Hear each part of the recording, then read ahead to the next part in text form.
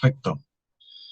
Buenas tardes. Les voy a hablar un poco sobre lo que fue mi tesis de magíster en bioestadística.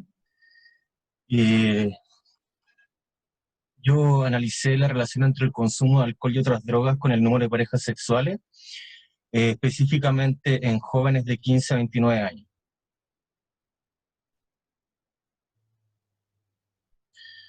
En primer lugar, tenemos que saber que se han identificado varios problemas. Uno, han habido bastantes problemas respecto a las conductas sexuales de riesgo en los jóvenes, principalmente por uso inconsistente del preservativo, aumento del número de parejas sexuales y eh, retraso de la edad de inicio de la actividad sexual. Por otro lado, también se han identificado problemas respecto al consumo de drogas, donde se sitúa Chile dentro de uno de los principales consumidores de drogas en Latinoamérica en población escolar. Hay que saber que la literatura las vincula, es decir, vincula el consumo de drogas con las conductas sexuales de riesgo, pero hay pocos estudios en Chile que dan cuenta de esta relación. Aparte de eso, la literatura que las vincula se concentra principalmente en la conducta sexual de riesgo de uso inconsistente del preservativo. Y en este caso vamos a mirar qué es lo que pasa con el número de parejas sexuales. También, por otro lado, hay una necesidad de explorar las consecuencias de la pasta base en la salud sexual y en hartas, se asocia a varios problemas más y hay que saber que la pasta base es la droga que genera más dependencia. Por lo tanto, es muy importante conocer tanto sus consecuencias a nivel de la salud como sus consecuencias sociales. Y para esto vamos a utilizar, o utilizamos en realidad, la novena encuesta nacional de la juventud del año 2018, que es la última que salió. Bueno, a raíz de todo esto que les mencionaba, la pregunta de investigación es de qué manera se relaciona el consumo de alcohol y otras drogas con el número de parejas sexuales. Y el objetivo general es evaluar esta asociación y también responde a objetivos específicos descriptivos de características sociodemográficas, características de consumo y algunas relaciones bivariadas, y por último, intentar modelar esta relación. Bueno, en primer lugar, tenemos que situarnos en que estamos frente a una variable de tipo conteo. Y las variables de tipo conteo, por lo general, eh, o el punto de partida, un buen punto de partida, es la regresión de Poisson, ¿ya? Que está especificado aquí de esta manera. El modelo de Poisson tiene una serie de supuestos que hay que cumplir, y dentro de ellas, una de las más importantes es la equidispersión. Y la equidispersión supone que la media y la varianza son iguales. Entonces, cuando no se cumplen estos supuestos de Poisson, nosotros tenemos que pensar en algunas medidas alternativas que den cuenta de que no se está cumpliendo alguno de estos supuestos. Y uno de ellos es la regresión binomial negativa. El problema en particular es la sobredispersión, es decir, que la varianza sea superior a la media. En casos de que no hay sobredispersión en un modelo de Poisson, nosotros podríamos pensar en una regresión binomial negativa para modelar esta sobredispersión. Y la sobredispersión puede ocurrir por varias causas. Eh, Su definición es que existe una correlación positiva entre las respuestas o hay un exceso de variación en los conteos. Y eso trae como consecuencia una mala estimación de los errores estándar de los coeficientes. Y podemos encontrar significancia estadística donde no existe. Eh, el autor principal que yo tomé en consideración para hacer mi marco estadístico, marco teórico, es Hilbert, y él define dos etapas de análisis para este tipo de datos, y es que nosotros tenemos que darnos cuenta si es que es un problema de sobredispersión aparente o es un problema real. Y un problema sobre dispersión aparente se puede solucionar tomando algunas precauciones, como por ejemplo, teniendo en cuenta los valores atípicos, podríamos estar omitiendo algunos predictores, podríamos estar omitiendo algunas interacciones, o puede haber un problema de state dependence. ¿Qué es el state dependence? Imaginen que a una persona le preguntan cuántos tragos de alcohol consume en promedio por fin de semana o cada vez que sale. Eh, puede suceder que el primer trago esté correlacionado con el segundo trago, que el segundo trago esté correlacionado con el tercer trago y así sucesivamente.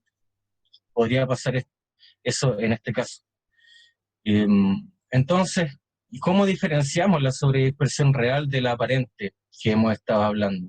Bueno, hay algunos test que nos permiten diferenciar esta dispersión real de la aparente. Y otra cosa que es muy útil, obviamente, es el análisis exploratorio y descriptivo de los datos, que nos van a dar muchas luces de cuál es la distribución de nuestra variable dependiente. Bueno, como les comentaba, la regresión binomial negativa es uno de los modelos que, que se utilizan generalmente para modelar datos con problemas de sobredispersión, es decir, cuando el supuesto de equidispersión del modelo de Poisson no se cumple. ¿Ya? Y se han identificado varias parametrizaciones de la binomial negativa, y Gilbert identifica 22, y específicamente nosotros tomamos algunas que suponen una mixtura de distribuciones gamma-Poisson, en particular la NB1, la NB2 y la NBP, que su principal diferencia está en la estructura de varianza. Como pueden ver aquí, el exponente es lo que varía. Entonces, también hay que saber que los modelos binomiales negativos también pueden tener sobredispersión. Y en el caso de que los modelos binomiales negativos tengan sobredispersión, quizás necesitamos ampliar un poquito más la estructura de varianza, como en este caso de la NBP, que se denomina regresión binomial negativa generalizada. Bueno, para esto, como les comentaba, ocupamos la 9ª encuesta nacional de la juventud, y a grandes rasgos es una muestra poblacional. Tiene un diseño complejo, muestreo estratificado trietápico. También tiene una característica de que es aproporcional, y se fijaron criterios de error máximo admisible según el marco muestral del censo, en donde las regiones que tenían mayor proporción de personas tenían menor error absoluto.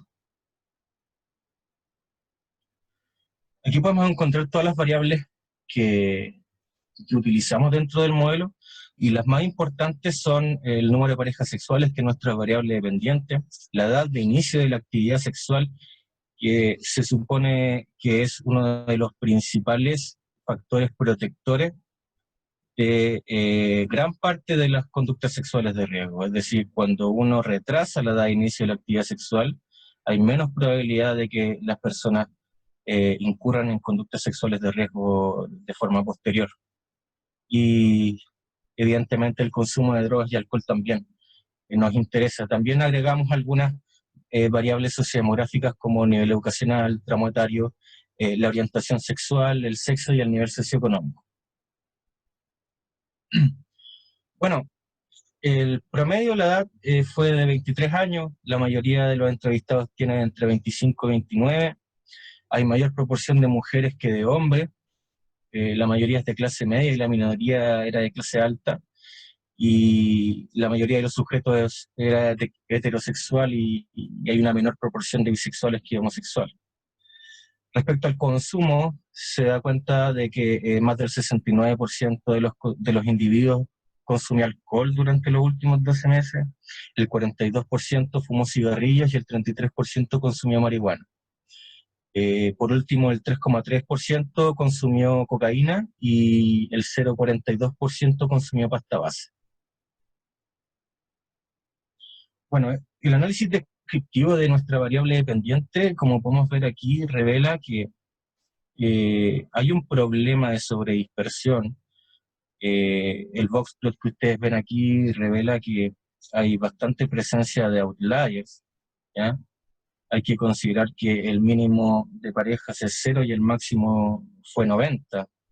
Y parece un poco exagerado, pero hay que tomar en consideración de que es una muestra aleatoria y perfectamente podríamos estar incluyendo personas ligadas al trabajo sexual que no sabemos. Eh,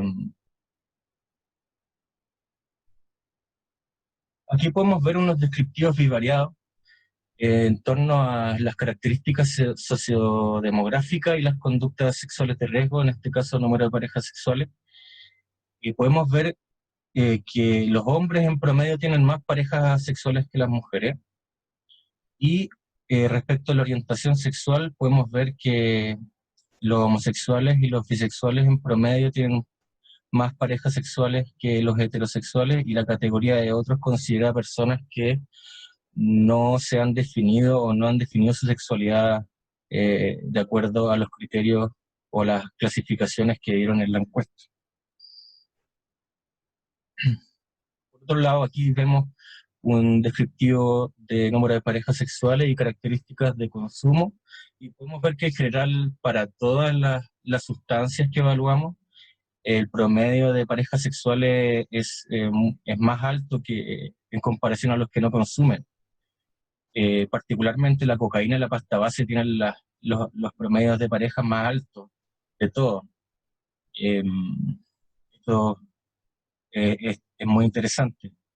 También cambia el mínimo y el máximo. En el caso de la pasta base, el mínimo de parejas sexuales es 1. Eso también nos dice algo. Bueno, para testear la sobredispersión real y empezar a pensar de que no es una sobredispersión aparente, nosotros podemos utilizar dos estadísticos, que es el estadístico G cuadrado y la de variance partido respectivamente por los grados de libertad. Y la interpretación de estos coeficientes es que si el valor del estadístico es 1, nosotros podríamos pensar de que se cumple el supuesto de equidispersión. Y si es superior a 1, vemos que hay un problema de sobredispersión real en este caso. En este grafiquito que ustedes ven aquí, la línea roja es el número de parejas esperadas si es que la variable tuviera una distribución de Poisson. Y como vemos que hay una diferencia significativa entre las parejas esperadas y las parejas observadas, nosotros podríamos empezar a descartar de que esto efectivamente no es un modelo de Poisson, sino que es algo más.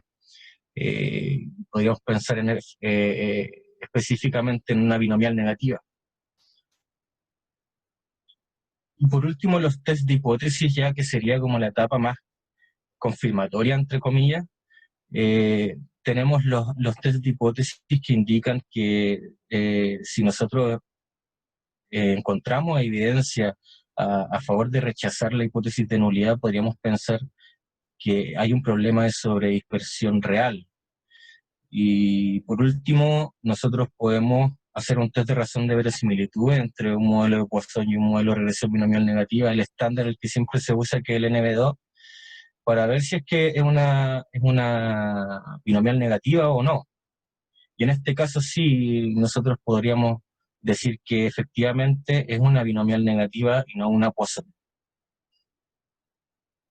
Entonces ajustamos modelos de regresión binomial negativa, probamos el NB1, el NB2 y el NBP para ver cuál ajusta mejor.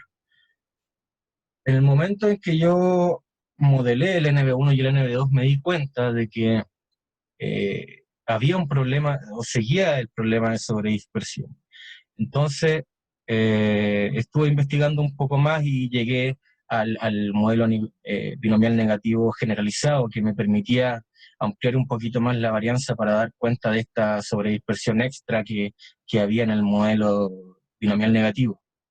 En base a los criterios de información podemos comparar modelos y nos damos cuenta que el mejor ajuste es del general, del NBP, y también podemos hacer un test de razón de verosimilitudes para comparar ambos modelos. Un detalle importante es que el NBP, si se dan cuenta, como estima un parámetro extra, que es el parámetro del exponente, nosotros podríamos utilizarlo para definir si es que es un NB1 o un NB2. ¿Ya? Eso también es muy interesante de este modelo en particular. Bueno, estos son los resultados de los modelos. Podemos ver que en el caso del alcohol, el coeficiente es positivo, por ende podemos eh, decir que hay evidencia a favor de que hay una asociación positiva. También el resultado, el coeficiente de ser hombre al final es consistente a lo largo de todos los modelos y significativo, es positivo también. Eh, Podemos ver que en torno a la orientación sexual, algunos coeficientes o la significancia estadística no es consistente a lo largo de todos los modelos, pero también tiene un coeficiente positivo. Y sin duda de las cosas más importantes es la edad de inicio. La edad de inicio tiene resultados consistentes a lo largo de todos los modelos, tiene un coeficiente negativo y es lo que se espera encontrar dado los hallazgos científicos que hay al respecto. Y otra de las cositas importantes es que se estima el parámetro del exponente. Y en este caso era 5, es decir, como es distinto de 1 y como es distinto de 2, nosotros no podemos encasillarlo en un NB1 o un NB2. En teoría sería un NB5 en realidad, algo así. Entonces, esto nos dice que efectivamente hacer un modelo binomial negativo generalizado fue una buena decisión. En el caso del tabaco no fue significativo, eh, pero las demás variables que son importantes se mantuvieron consistentemente. Eh, Aquí, en los modelos de sustancias ilícitas, podemos ver que la marihuana no tuvo un efecto significativo, el intervalo de confianza pasa por el cero, sin embargo tiene un coeficiente positivo. En el caso de la cocaína sí fue significativo y la pasta base también, ambos con coeficientes positivos, entonces podemos decir que hay evidencia a favor de que hay una asociación positiva entre el consumo de cocaína con el número de parejas sexuales y pasta base con el número de parejas sexuales. Y como pueden ver aquí, la edad de inicio también fue consistente a lo largo de todos los modelos y tuvo el coeficiente negativo eh, y varió muy poco en realidad. Y bueno, el parámetro P que se puede ver aquí, que era 5, algo así. Mm, por último, hicimos un modelo para explorar qué es lo que podría pasar con el policonsumo. Y esto es exploratorio porque lo único que se hizo fue hacer un indicador eh, que sumara las variables binarias y podemos darnos cuenta de que a medida que aumentan las sustancias simultáneamente, también aumenta el coeficiente y a partir de la tercera sustancia el coeficiente empieza a ser significativo. Esto eh, es importante porque así como está, no podemos saber cuáles son las combinaciones más riesgosas, pero es un buen punto de partida para empezar a dimensionar las implicancias que tiene el policonsumo de sustancias. Y un detalle importante es que, por ejemplo, el tabaco, el 90% de los consumidores de tabaco consumen otra sustancia.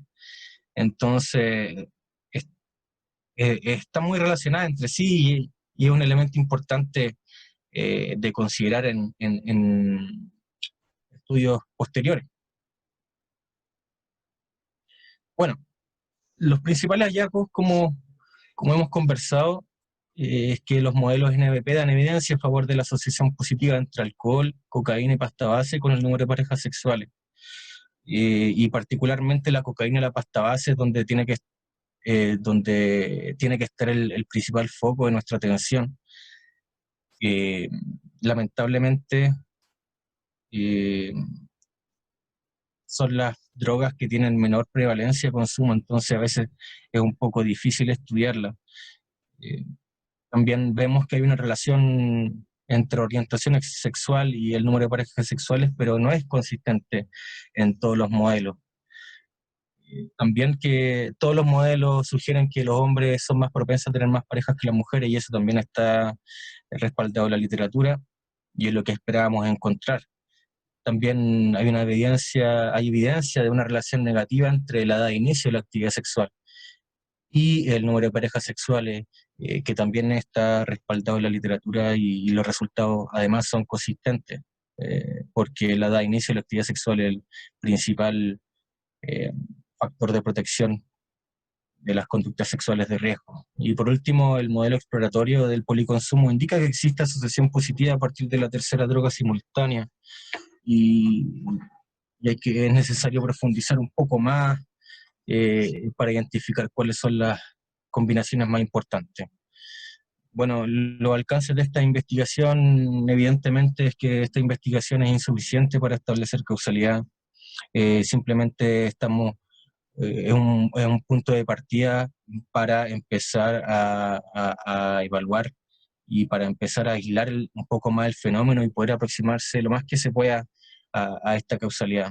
También consideramos que el diseño muestral eh, no es, eh, no es perfecto, y, y hacer un diseño muestral a la medida obviamente va a hacer una investigación de mejor calidad. Y otra cosa que es muy importante es que esta investigación no discrimina entre los distintos tipos de consumo, es decir, si tiene un consumo problemático o si la persona es dependiente de la sustancia. Entonces, controlar por esas variables también sería un elemento muy importante. Y por último, consideramos que es plausible un modelo binomial negativo de efectos mixtos, porque hay algunos papers, como el paper de Payne, que, que indica que el modelo binomial negativo de efectos mixtos tiene un mejor ajuste en cierto tipo de estructura de datos, y cuando, por ejemplo, trabajamos con muestras complejas, idealmente hay que dar cuenta de la correlación dentro de los conglomerados. Y eso sería mi presentación. Muchas gracias por escuchar. Buenísimo, José. Muchas gracias. Hay una pregunta en el chat de Soledad. ¿Qué significa que no haya prevalencia de consumo? Cocaína y pasta base. ¿Cómo? ¿Qué significa? Que no haya prevalencia de consumo. El caso cocaína, pasta base. Sí hay prevalencia, solo que es baja. La prevalencia del consumo de pasta base es del 0,42%. En la encuesta del Senda, la prevalencia de consumo de pasta base en un año fue del 2%. Entonces, cuando uno tiene prevalencias bajas y las trata de modelar, a veces es difícil poder lidiar con los errores. Uh-huh. No sé si alguien más tiene más preguntas. Yo sí tengo una. Más que nada por el tema del sesgo del contenido. Porque como es un tema súper sensible, supongo que hay alta probabilidad que la gente no conteste como la verdad, ¿no? Para algunas preguntas. Más que nada por el tema, no sé, por sexualidad o por el tema también de drogas. ¿Y cómo piensa tratar así estos temas? Yo tuve la misma preocupación que tú, Danilo, al principio. Yo generalmente me he mantenido trabajando con temas de droga, y efectivamente sucede eso, de que la tasa de no respuesta es súper alta. Pero en este caso no, es sorprendente que en este caso la tasa de respuesta era muy alta, muy alta. Y yo creo que por ese lado no hay ningún problema.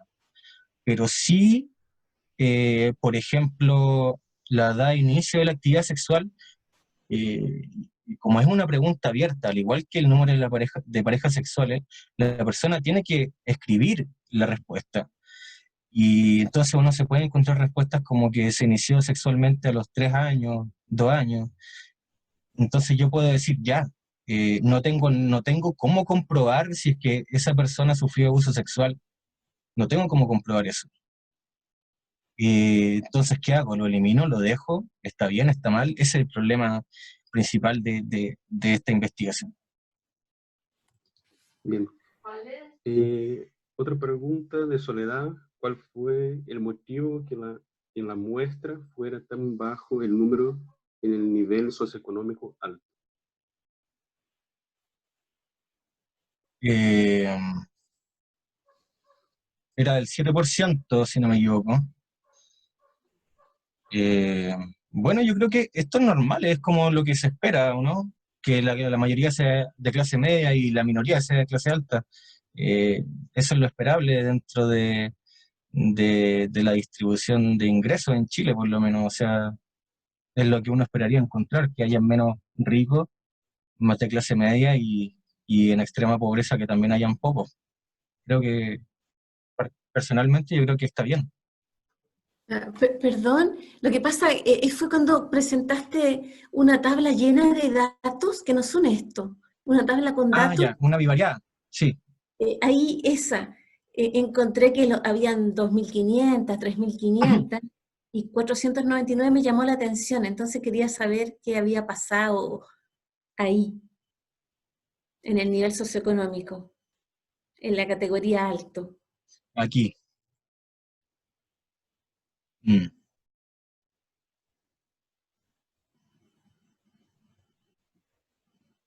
Tendría que revisar cuánto era el N al principio, pero a ver, el tamaño de muestra eran 6.500 y el 7% de 6.500 creo que coincide.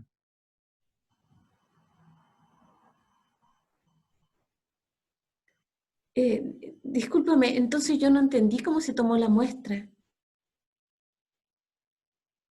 Es una muestra, estoy trabajando con datos secundarios, es una muestra en la novena encuesta nacional de la juventud. Mm, ya, es lo que hay. Pero ¿cuál es su preocupación en específico? Que hay Yo muy hubiera, pocos, que hay muy pocas personas de clase alta. claro, quería saber por qué pasaba eso, el acceso, porque no creo que sea porque se drogan menos, por Ah, ejemplo. no, pero no tiene que ver con eso, sino que, a ver, el único criterio de inclusión dentro de la base de datos fue que se hayan iniciado sexualmente, Ajá. ¿ya? Entonces, desde la base de datos inicial, que eran 9.700 personas, yo necesitaba observar solo los que se habían iniciado sexualmente. Entonces, de los que sí se han iniciado sexualmente, me quedaron más o menos 6.500. Entonces, quizás por eso fue que se ve poco eh, aquí, 499. Una de las Entonces, posibles explicaciones quizás es que las personas de nivel socioeconómico alto se inician eh, sexualmente más tarde.